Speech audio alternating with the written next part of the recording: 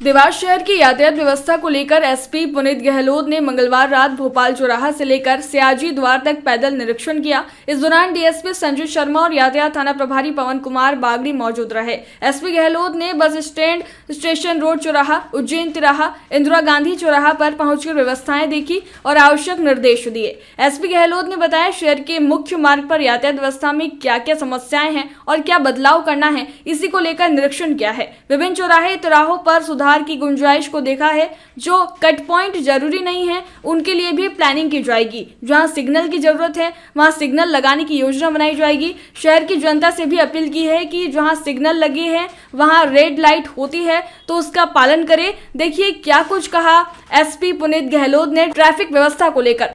Sir, traffic व्यवस्था हो या फिर सुरक्षा व्यवस्था हो, आप आज पैदल निकले हैं मुख्य मार्ग पर, क्या कुछ सर जायजा लिया और क्या कुछ चीज़ों पर ध्यान दिया जाएगा?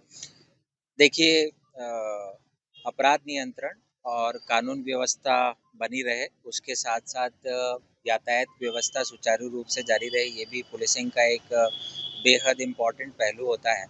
और ख़ास तौर पर ये हमारी मैक्सिमम पॉपुलेशन को अफेक्ट करता है। इसी तारतम्य में यातायात देवास शहर में जो व्यवस्था वर्तमान में जारी है उसमें क्या क्या समय की आवश्यकताएं हैं, क्या क्या मुद्दे हैं जिन पर काम किया जा सकता है, ऐसे कौन से पॉइंट्स हैं जिनमें स्लाइट चेंजेस हम लाकर जनता को ज़्यादा राहत दे सकते हैं। उसी का एनालिसिस करने आज हम मुख्य मार्ग पर भ्रमण कर रहे हैं, जिसमें सिविल लाइन चौराहा हो गया, हमारा उज्जैन चौराहा है, बस स्टैंड को हमने देखा है। तो इनमें जो जो पॉइंट्स हैं जिनमें सुधार की गुंजाइश है उनको हमने नोट किया है और आने वाले समय में इनमें अपेक्षित सुधार हम ज़रूर करेंगे। तो सिग्नल्स बनाने की भी ज़रूरत होगी या फिर उन्हीं पॉइंटों पे और व्यवस्थाएं बनाई जाएगी? देखिए, अभी वर्तमान में 5 सिग्नल्स देवास शहर में हैं और उनकी उपयोगिता के बारे में हम एनालिसिस करेंगे, प्लस और फर्दर अगर सिग्नल्स रिक्वायर्ड कहीं पर हैं उनको भी हम उसका भी जायज़ा लेंगे। साथ ही हमारी देवास शहर वासियों से भी अपील है कि सिग्नल लगे हैं ये जनता के लिए लगे हैं और यातायात दुर्घटनाएं ना हो इस वजह से इनको लगाया गया है। काफ़ी राशि शासन की इन पर व्यय हुई है, तो पुलिस की समस्त शहरवासियों से अपील है कि अगर रेड लाइट होती है तो उसका पालन करें, क्योंकि उसका पालन करना आपकी सुरक्षा के लिए ही सुनिश्चित किया गया है। तो ये आज हम आपके माध्यम से अपील करना चाहते हैं कि जो हमारे सिग्नल्स हैं उनको ज़रूर फॉलो करें। सर, जो कट पॉइंट है उसका कट पॉइंट उसको लेकर भी किस तरह से आगे उसको किया जाएगा? डेफिनेटली यहाँ पर देखा गया है कि कुछ कुछ कट पॉइंट्स हैं और उन कट पॉइंट्स का प्रयोग करते हुए जब हमारे जो आम जनता हैं उनको एक लेन से दूसरे लेन में जाती हैं तो गुंजाइश होती है कि वहाँ पर कोई दुर्घटना बड़ी हो सकती है। तो उनको लेकर भी हम एनालिसिस कर रहे हैं कि कट पॉइंट्स वास्तविकता में अगर रिक्वायर्ड होंगे तो उनको प्रॉपर्ली मैनेज किया जाएगा और जहाँ पर रिक्वायर्ड नहीं है और जहाँ दुर्घटना की संभावनाएं ज़्यादा हैं तो उनको हम कैसे रोक सकें इसके बारे में भी हम प्लान करेंगे।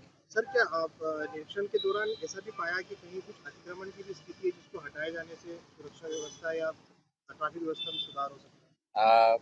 जी, कुछ कुछ जगह पर है और परमानेंट नहीं है। कुछ पार्किंग को लेकर नो पार्किंग एरियाज़ में पार्क की हुई है।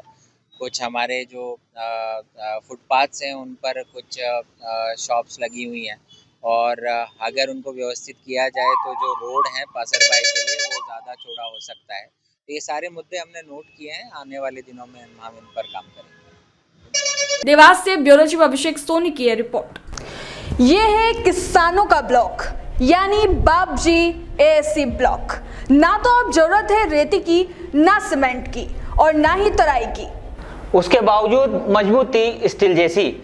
घर बनाना हो या खेतों की बाउंड्री वाल, बाबजी एएससी ब्लॉक की स्ट्रेंथ है 5.0। लाल और काली ईंटों से दोगुना है मजबूती। अब हर जगह लग रहे हैं बाबजी एएससी ब्लॉक, भारत में एएससी ब्लॉक के सर्वश्रेष्ठ निर्माता।